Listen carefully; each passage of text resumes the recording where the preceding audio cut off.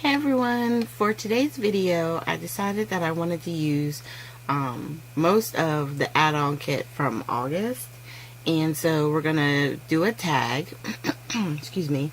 I'm using this Prima small tag that came in the kit.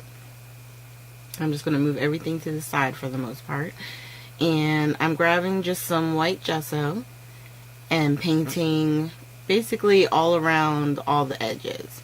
So I'm putting a nice coat over the top here. Once I get the first coat on, I will then hit it with the heat tool to just make the drying part go a little bit faster, because I wanted to get this all done in one night. Normally what I would do, depending on what it is I'm working on, I'll put on whatever the layer is and then let it dry. But of course, I had to do the video the night before, so I had to help it along. Alright, so I'm just heating that up. Once I got most of it dried, I laid it down and then did the back as well. Because though one of the sides isn't going to be as fully decorated as the front, the back side, I still wanted to make sure that it was uniform in the way it looked. And you can do as many layers of gesso, that it takes to get it to where you want it. I just needed a little bit of the white that was sticking through, because I knew I was also going to spray it a little bit. So there was a chance it might not be the same white at the end anyway. And I actually had a container of water near me that I could set my brushes in, so that way they would have time to get the gesso or whatever it was I was painting on it out of it. And I'm just real quick measuring the tag. I think I wound up making my paper 3 1/4 by 4 3/4. And by doing it that way, I was able to, I tore out 2 sheets, but I only had to use 1. So I'm just going to cut this sheet basically in half at the 3 1/4. And then I trimmed it down to 4 3/4. And I'm just going to lay it where I like the 3 edges. And then I lay my ruler down, my Holtz Ruler, trying to leave the same amount of distance, and I draw my line. And then once I do that first one, I just use it as a guide for the second piece. And then we're going to lay it down. We're going to use the score tape, which you can get in the boutique, and all the products that I'm using that I can link to, I will put down below. So like the Holtz Ruler, the scissors, even the score tape, I will put links down below. Now the August kit itself has sold out, so I won't be able to link to that. But like I said, everything that I can get us, get you to, I will link you to the Scrapbooking with Me boutique, either the Facebook page or the .com.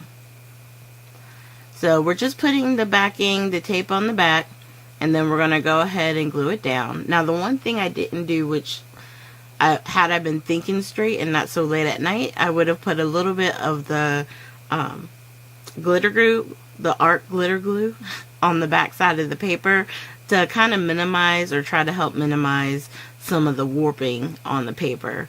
But I knew I was spraying, so I had to go grab the clear gesso from Art Basics and put that on the top and the back side of this particular tag. And I want to say I got the clear gesso from the boutique as well.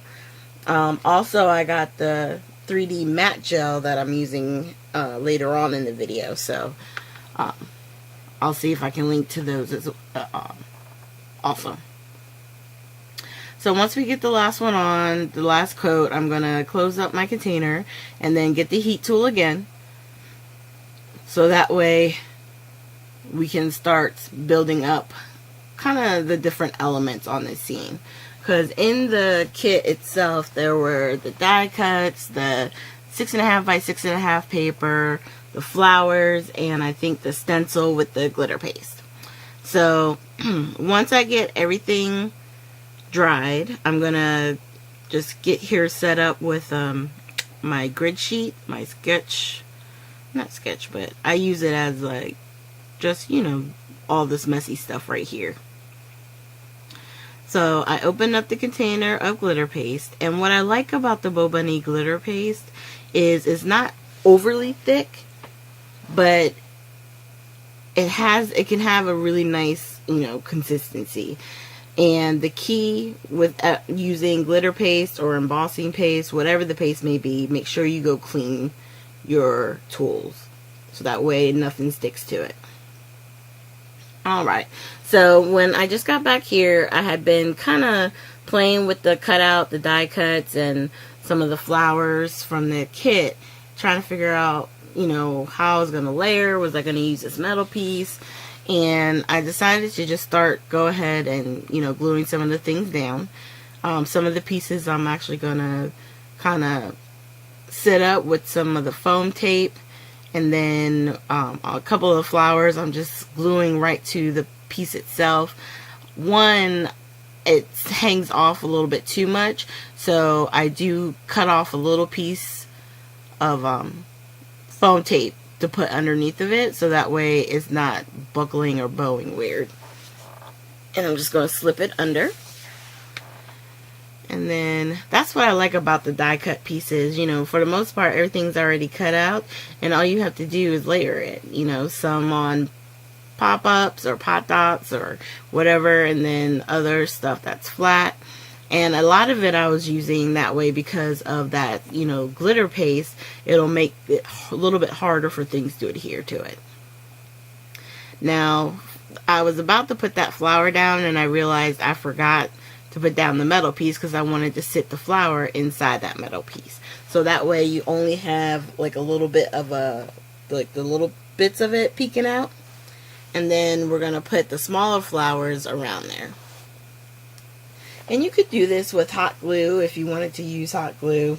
At the time I had the wet glue on my desk, so that's what I grabbed for. And that way I didn't have to worry about trying to wait for it to heat up. Now, I originally had that smaller flower up at the top, and I realized I really didn't want it there. So the little bit of glue I left, I put a butterfly cut out. And then I just put some more glue on the bottom of the little tag that I got from the 6.5 by 6.5 kit, or paper pack. And all it says is thank you. And then I recently, in the last haul that I showed you guys, I had gotten the blue fern, the seedlings, and I thought it would work good on like a mixed media project.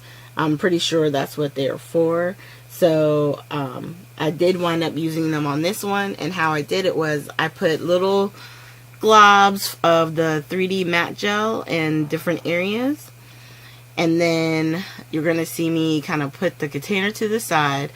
I have a coffee filter, and I'm going to lay the tag inside the filter so that way any of the loose little seedlings will fall into the coffee filter instead of all over the place. Now mind you, they still get all over the place no matter what you do.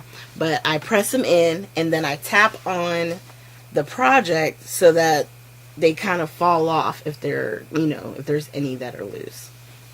But like I said, get yourself a coffee filter and put it over top of the coffee filter, because it definitely helps try and contain it, you know, in some sort of, I guess, some way, because these things can get out of control. And then I just put a little bit of the 3D matte gel over the flower edge and tap the seedlings around that, and then I'm just going to funnel what was left over in the filter back into the container. And then I'm taking some of the Prima color bloom sprays and spraying up on the tag. This one has more of a gold shimmery spray to it, and then I also took one in frost, I think it is. It's not frost, it's like a opal, or which one is this one called? Pearl white, that's what it is. So it just gives it some shimmer. and then I'm heating it up, or yeah, I'm hitting it with the heat tool just to dry it enough so that way I can kind of fiddle here with the top with the ribbon, because I was thinking, I knew I wanted to put something at the top, I just wasn't sure what. So I grabbed some yellow and white baker's twine. It was a little bit too thin. I was thinking maybe I should add something a little bit thicker. So I had this yellow ribbon in my stash, and I realized that it was almost too thick, and it really wasn't laying the way that I wanted it to. And so eventually you'll see here I wind up pulling the thicker yellow ribbon out and just using the baker's twine, which I liked better, because it's less focus on the twine or the topper itself. Your focus then goes to the actual tag, you know what I mean? So that way that's what you're eyeing.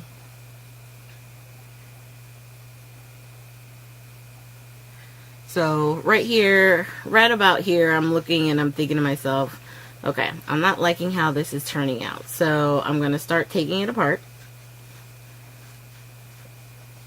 And the main thing is I had enough twine that I could tie a knot, grab another piece that I had tried to use but didn't work, and go ahead and get them both threaded through, knot it, and then I'm going to trim them so that they're all on the same page. I was going to try and wrap it with the thicker yellow ribbon, but like I said, towards the end I just realized, stop trying to make this work and just let it go. So I'm going to trim them, move everything else, you know, off to the side, and I was going to figure out what to put on the back there. So I grabbed the 6.5 by 6.5 pad, and one of the pages has cutouts, and on the cutouts themselves they have some foil. So there was one particular cutout I wanted to put, but it wound up being almost the whole width of the tag, so I did something smaller, and it fits right in the center. And I wind up pulling it up because I realized I think I put it upside down. So once I get that fixed, I just press it down, and really and truly the tag is finished. So I'm just going to kind of place it off to the side so that way I can take pictures of it, and you guys will be seeing those pictures right here. This was a lot of fun. I don't even know if I necessarily am in love or I'm liking this at the end, but I was in a creative rut and I got inspired for a moment and I just went with it. So this is what happened. So I'm sharing the good, the bad, the ugly. If you liked it, fantastic. Just hit the like button. If you didn't, it's okay. You can just go on to the next video. And hopefully I'll do something next week that you'll like better. If you have anything that you guys would like to see, you can always leave comments down below. I do read the comments. It might take me a little bit to get back to you, but I promise you I do read them, and I will definitely look at ways to incorporate what you've put. Alright, you guys, thank you so much and have a great day.